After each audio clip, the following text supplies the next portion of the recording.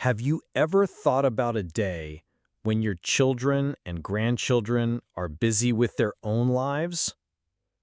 When the phone calls grow fewer and you begin to wonder, if my family isn't around, am I strong enough to live peacefully on my own?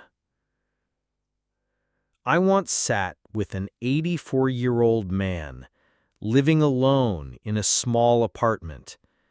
He brewed his own tea, washed his own clothes, and smiled to himself as he remembered days long past. Then he said something I'll never forget. Old age isn't scary unless you let it scare you.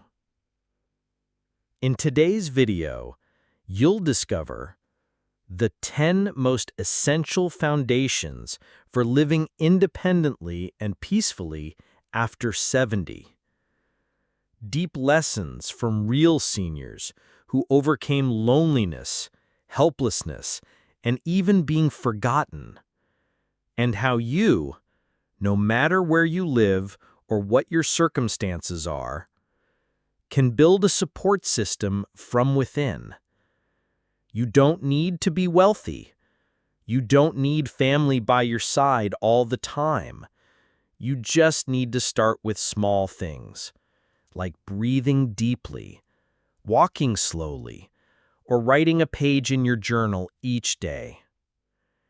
If you or someone you love is going through a time where dependence grows bigger than independence, then this video is a gift.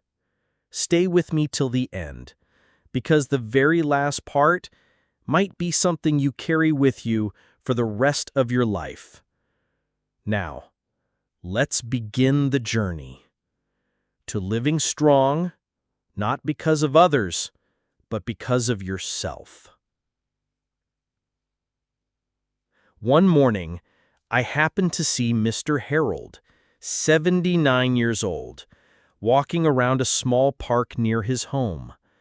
In his hand was an old wooden cane. His pace was slow but steady. He wore a clean shirt, a soft cloth hat, and he stopped to greet each familiar face with the warmest smile. He didn't go far, just a loop around a little lake. But that walk was a symbol of his freedom. I walk because I want to keep the right to go anywhere I want. That's what Mr. Harold told me, and I kept thinking about it. For the young, walking is nothing. But for older adults, every step is a declaration of independence. Because if you can still move on your own, it means you're not dependent. It means you still choose how to live your life. There's a world of difference between someone who can walk to the corner store and someone who has to wait for their children to push them in a wheelchair once a week. It's not just physical. It's the difference between being active and being acted upon, between living and being lived for. Too many people think, I'm old, I should rest more. But that thought is what makes the body weaker and the spirit smaller. Your body is like a door. If you don't open it every day, it rusts. It gets stuck. If you don't use it, you lose it. So what can you do? You don't need to run. You don't need to go to the gym. Just take a few steps around your home each morning. Reach your arms up high. Gently roll your shoulders. Take one deep, full breath.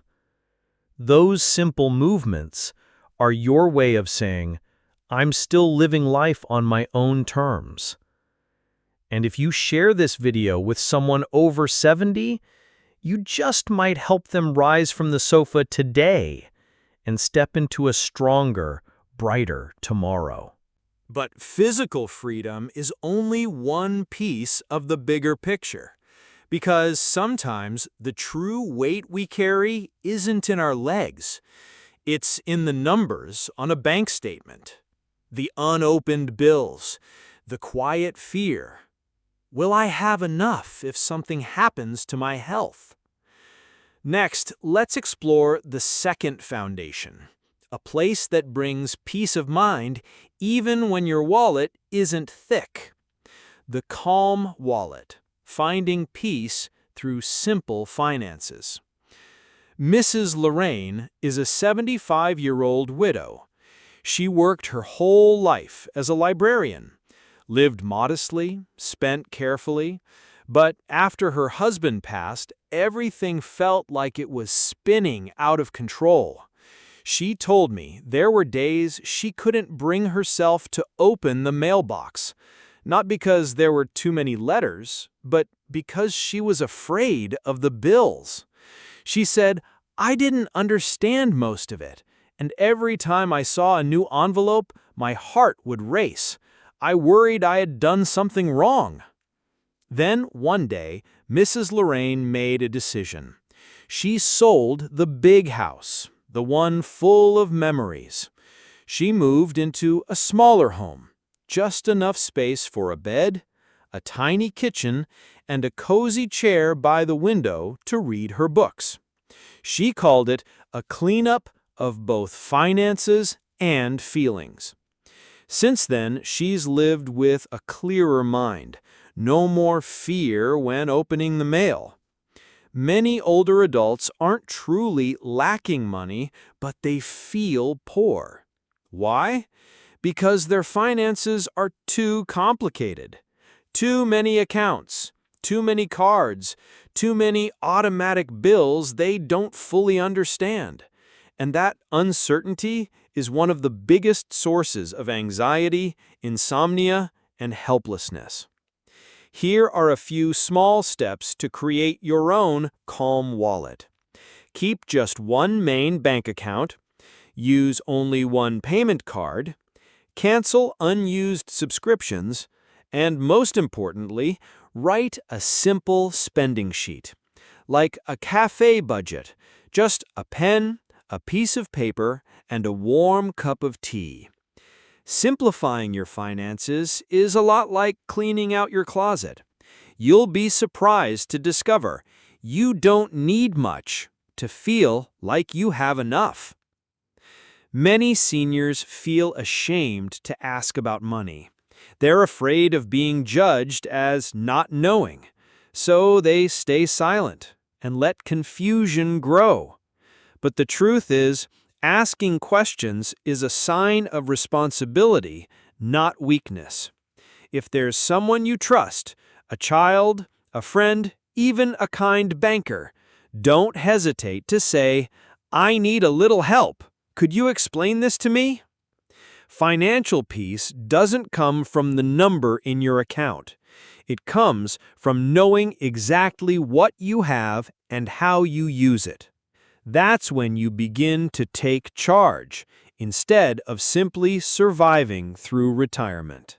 But finances are only one part of feeling stable. Because there's something even more precious than money. It's that quiet certainty when you wake up in the morning and you know what you'll do, where you'll go, and why. That brings us to the third foundation, a pillar that gives strength from the inside out. Routine is power. Why small daily habits are the biggest medicine for the spirit. Every morning at 5:30, Mr. Frank, 81 years old, opens his balcony door and takes a deep breath. He boils water for green tea, puts on soft jazz, and stretches gently. Then he puts on his coat, his hat, and takes a slow 30-minute walk around his neighborhood. No one reminds him, no alarm clock. But this routine has been part of his life for over 10 years, like an anchor that keeps his mind steady no matter how the world outside changes. When we're young, our life is structured by work and family, deadlines, schedules, dinner times, meetings. But after 70, when no one needs us to wake up early, when there's no meeting or busy table to join, many people feel lost. A day without structure can easily become a day without meaning. On the other hand, just one small, repeatable, doable routine can make you feel in charge of your own life again. Your routine doesn't have to be grand. You don't need to run marathons or learn a new language. Just divide your day into 3 gentle anchors. Morning, make a cup of tea, write down 3 things you're grateful for, stretch for 5 minutes. Afternoon, eat on time, call a friend. Evening, turn off the TV early, read 5 pages, listen to calming music. You choose it. You repeat it. That's the power of routine. You don't need motivation. You need a rhythm. Once you have your rhythm, you stop wrestling with procrastination every day. Instead, you simply wake up and continue your journey as someone living with intention. If you know someone who feels lost after retirement or has recently gone through a loss, send them this part, because a small routine today might just save a soul that's drifting. And once you've found your rhythm, your body feels stronger, your mind feels steadier. The next question is, what are you feeding your mind each day? Don't let your brain retire before you do. Let's explore the 4th foundation, mental fitness, keeping your mind sharp so you're truly living, not just existing. Mrs. Joe is 82. She lives in a small 2nd-floor apartment. Every morning, she spends 15 minutes drawing portraits on her iPad, a skill she only started learning at age 80. In the afternoon, she sips tea and reads poetry. At night, she plays Sudoku online with a friend across the globe. I don't have to be good. I just need to stay curious, she told me when I asked why she keeps learning every day. When we're no longer working, when no one depends on us anymore, it's easy for the mind to quietly step back. No one asks us to think deeply. No one expects us to learn anything new. And if we don't challenge ourselves, our mind begins to fade, even if the body stays strong. Picture this: a 75-year-old man doing Sudoku every day, chatting in basic English over Zoom. Meanwhile, a 60-year-old sits in front of the TV all day. No reading, no writing, no conversation. Which one is living, and which one is merely surviving? Like muscles, your mind needs movement to stay alive. If you don't stretch it through learning, playing, reading, asking questions, it gets tired. And slowly, the world begins to feel less and less like it belongs to you. Try this. Learn one new skill every season. Painting, using a smartphone, cooking a new dish. Read for 15 minutes every morning. Books, news, or short stories. Play logic games, Sudoku, crosswords, or even a simple puzzle. You don't need to be the best. You just need to keep growing. Stay curious, stay relevant. As long as you're learning, you're still evolving. And as long as you're evolving, you're still connected.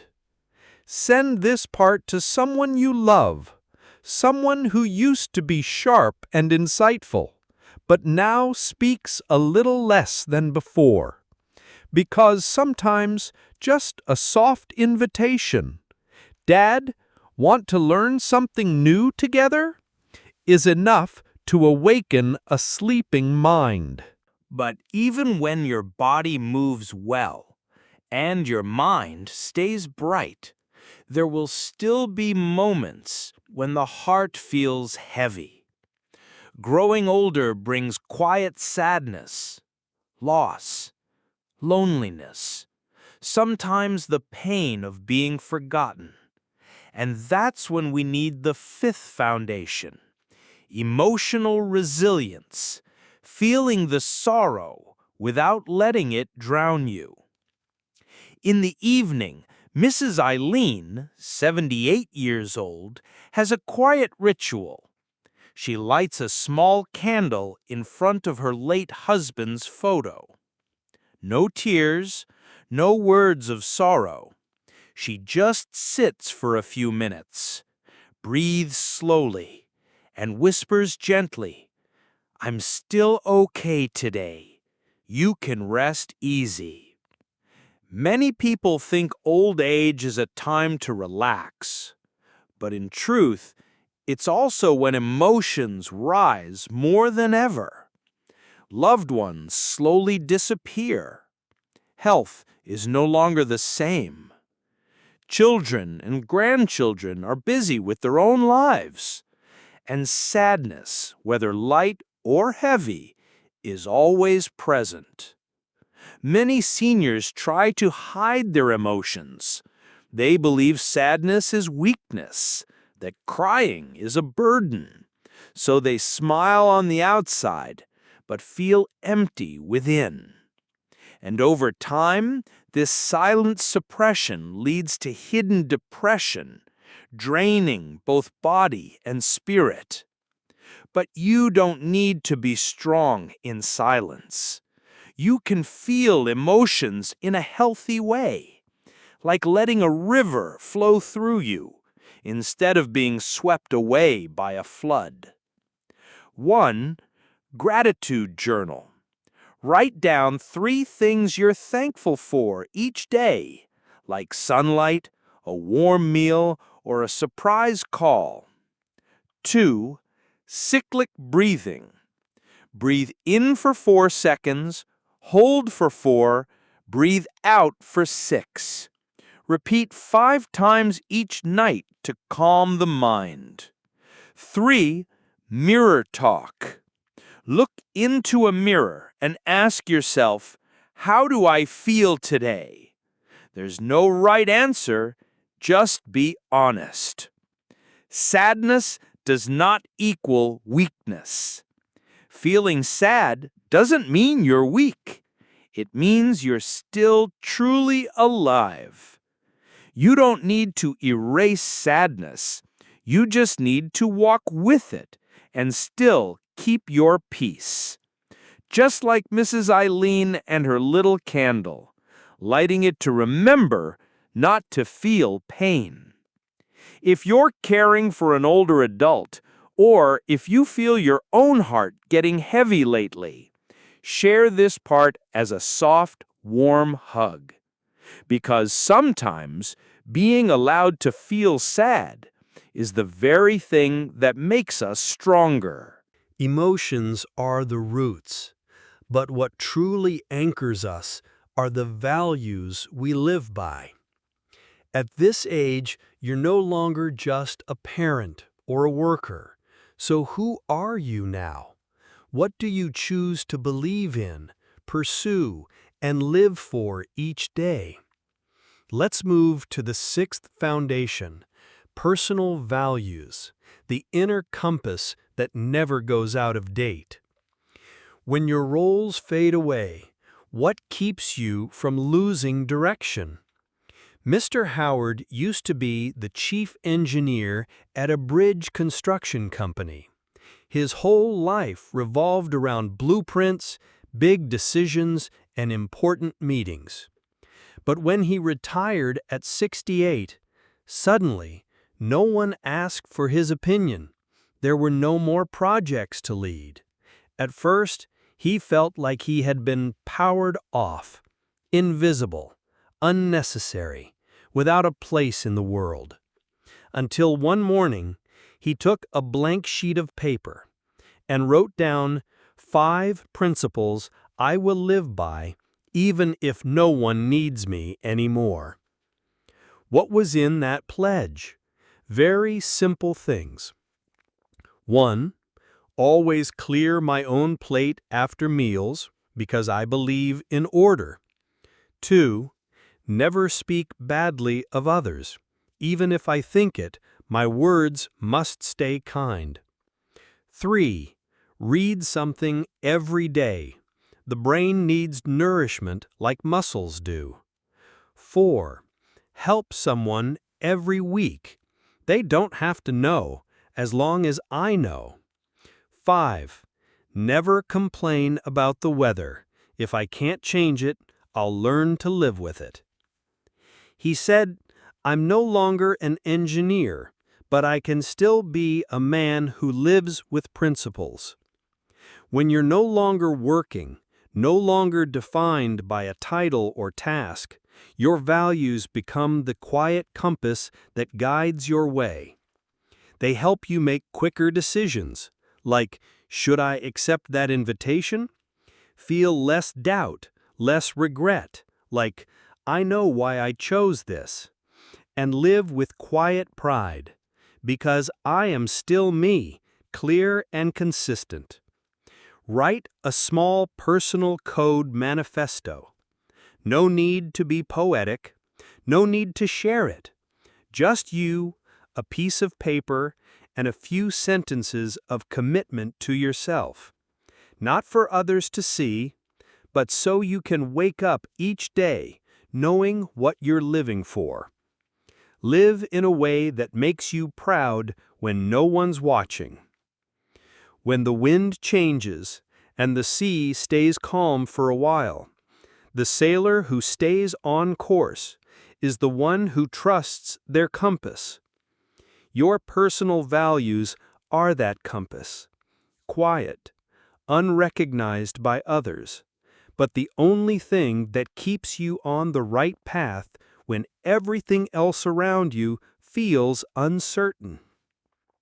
If you know someone entering the in-between of retirement, send this part to them. As a gentle reminder, you're not invisible, you're just beginning to live more clearly.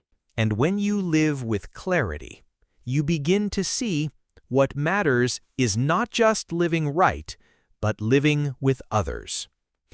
Not everyone has family nearby, but everyone can build a chosen circle of friends, freely chosen, without obligation.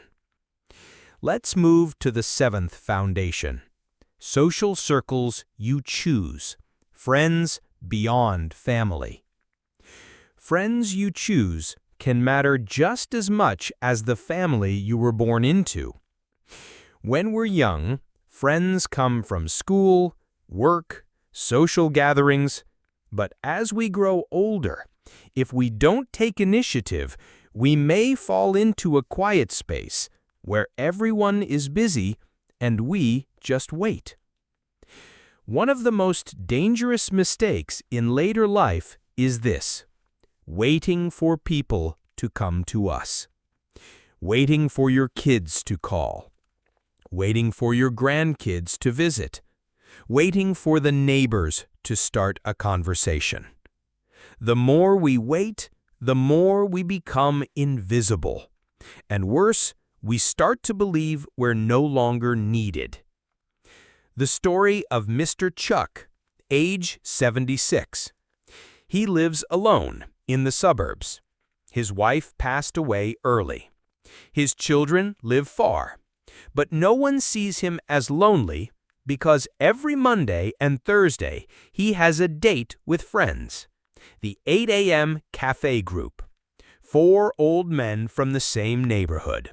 1 small stone table, 4 cups of coffee. They talk about everything: politics, the weather, even their grandkids' bikes. No meeting is important, yet none of them is meaningless. I don't wait for them to show up, Mr. Chuck says. I'm the first to send a message because I know I need it. Chronic loneliness harms your health just as much as smoking 15 cigarettes a day. It doesn't just make you sad, it affects your heart, your memory, and your immune system. But the opposite is also true. A healthy social circle helps older adults live longer, laugh more, recover faster. How can you begin? Join local community groups, a gardening club, morning walking group, calligraphy class, gentle yoga circle. Embrace technology, Zoom book clubs, online learning groups, safe Facebook communities. Build connection habits. Say hello to a neighbor. Invite someone for tea. Simple steps that start new friendships. No one should walk through life alone unless they choose to. And if you don't choose loneliness, start reaching out. Start opening up. Start planting new seeds of connection. Friendship in later life doesn't come from luck. It comes from action. If you live alone or know someone whose world is quietly closing, please share this part, like a gentle whisper reminding them there are still people out there waiting for you to say hello. And once you have people around, whether it's an old friend or an online group that truly listens, the next foundation becomes just as important. What are you living for each day? Not just living, but living with purpose. So now we move on to Foundation 8. Purposeful action. Replace emptiness with meaning. Living with purpose. It doesn't need to be grand, just enough to keep your heart warm. There's a kind of emptiness that quietly seeps into life after 60. It comes after the goodbyes to your job, to your spouse, to the fast-paced rhythm you once knew. Then, one Sunday morning, you wake up, and no one's waiting for you anywhere. No meetings, no family dinners, no clear reason to change out of your pajamas. And you ask yourself, am I still needed? The answer is yes, but you must be the one to create that need. Not with big, impressive things, but with small, meaningful acts that come from the heart. The story of Mrs. Ruth. She's 81, lives alone in Iowa. She no longer drives. Her eyesight is fading, but her hands still full of grace. Each week, she spends quiet afternoons making handmade cards, old paper, pressed flowers, ribbons reused from old gifts, and on every card she writes a gentle message, wishing you a peaceful day. Someone out there is thinking of you. You too can begin with something that simple. Share a few vegetables from your garden with a neighbor. Be the storyteller for kids in your neighborhood. Teach young people a skill you once mastered: fixing things, cooking, knitting. Volunteer a few hours a week at the local library, your church, or a community center. You don't need to leave a big mark. You just need to leave a gentle touch on someone's heart. Purpose is not about size. It's about soul. When we live with some kind of meaning, even small, we think less about the past. We fear less about the future. We show up fully for the present moment, and the emptiness that once haunted us slowly fades away. If you know someone who's retired, lost a loved one, or feels adrift after major life changes, please share this part with them as a gentle reminder. There are still things in this world that only you can give. And once you've found a purpose, even as small as a handmade card or a garden-grown herb, you begin to realize what keeps us truly alive is not just the body, but the mindset we carry. And that leads us to foundation number 9, the anti-shrinking mindset. Stop making yourself smaller. Aging should not be a time of shrinking. It should be a time of blooming in your own beautiful way. Many people, when they turn 70, 75, begin to withdraw, not because their body says no, but because they're afraid of being a bother, afraid that asking questions will make them seem annoying, afraid that trying something new will make them look foolish, afraid that asking for help will make others uncomfortable.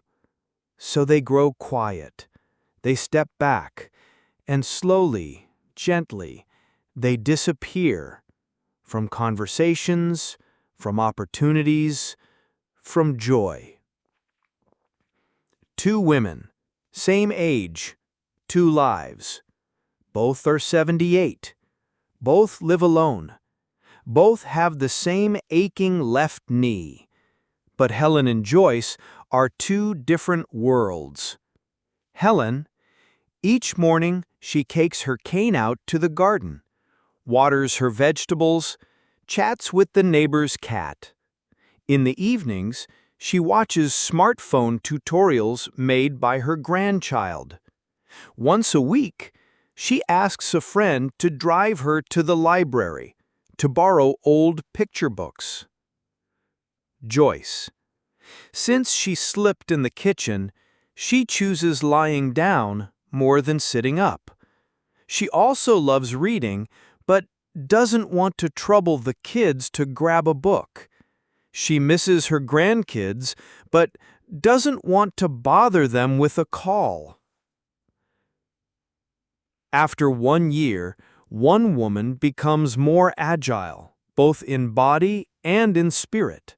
The other slowly curls inward on her bed.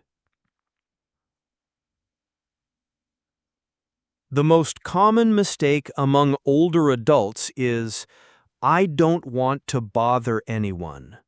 But the truth is, too much silence steals your independence.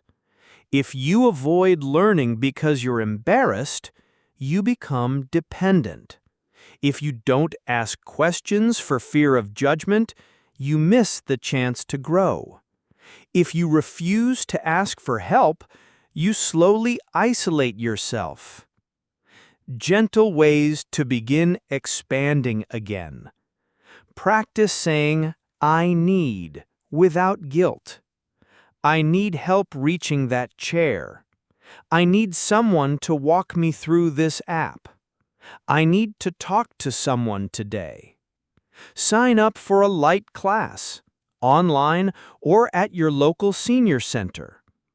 Set tiny daily goals. Walk for 10 minutes. Read 5 pages. Call one friend. You don't fade because of age. You fade because of fear. When you stop shrinking, you not only keep your flexibility, you inspire others who are quietly afraid, just like you. If you've ever heard someone say, "Oh, I'm too old now, I'd just be a burden," please share this part with them as a gentle encouragement. No one was born to disappear. At any age, you still have a light that can shine. And when you dare to open up, to ask, to live out loud again, you begin to leave behind a lasting impact. No headlines needed, no golden plaques required.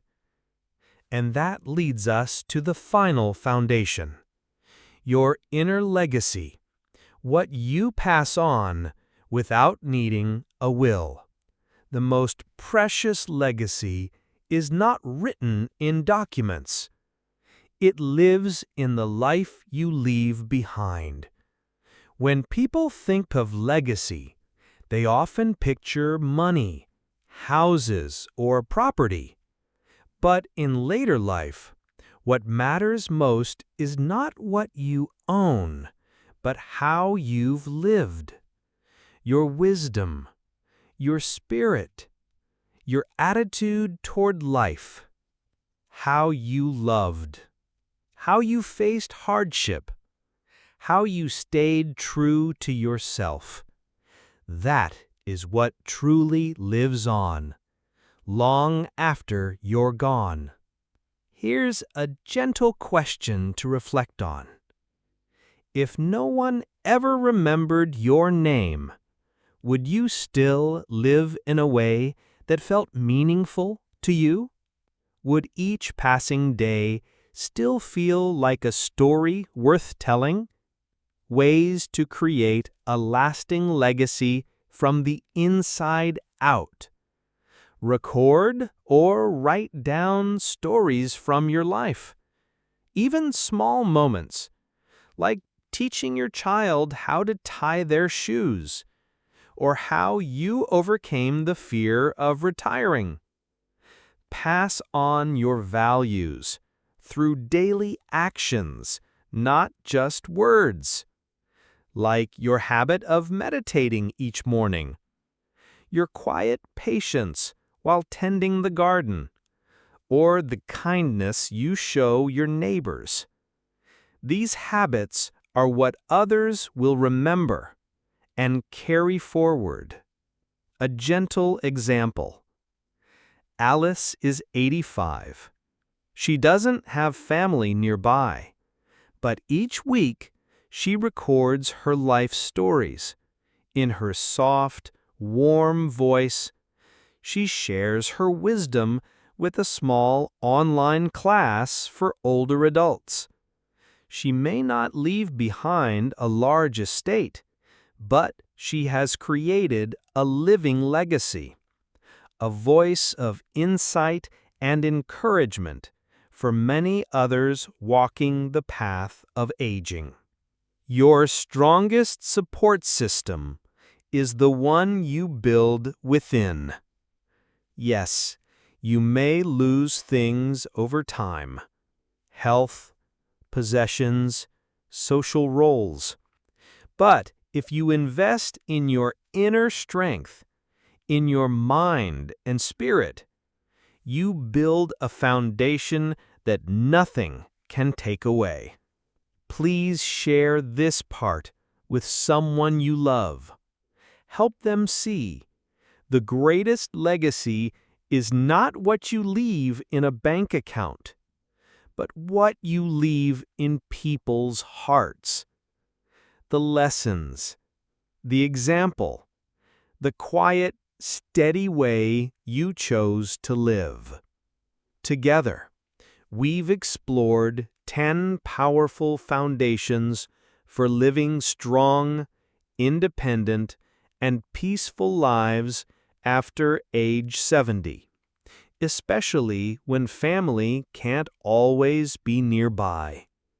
From movement that protects your freedom, to simple finances that reduce stress, from tiny daily habits that keep your mind sharp, to core values that guide your decisions, from choosing the right relationships to nurture, to finding meaning in small acts, to expanding instead of shrinking, and finally, building a legacy that goes far beyond material things.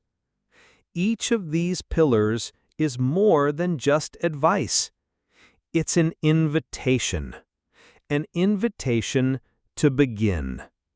Pick one small step today. A light morning walk, a short gratitude journal at night, or a phone call to a friend, or simply saying, "I need," to open your heart. Don't let age make you smaller. Let it become your strength, your inspiration, for yourself and for those around you. If you found this video helpful, leave a comment and share what your first step will be. Like and share so more older adults can find encouragement too. And don't forget to subscribe to walk with us on this journey of living well, living joyfully, and living free. Thank you for watching till the end. We'll see you in the next video.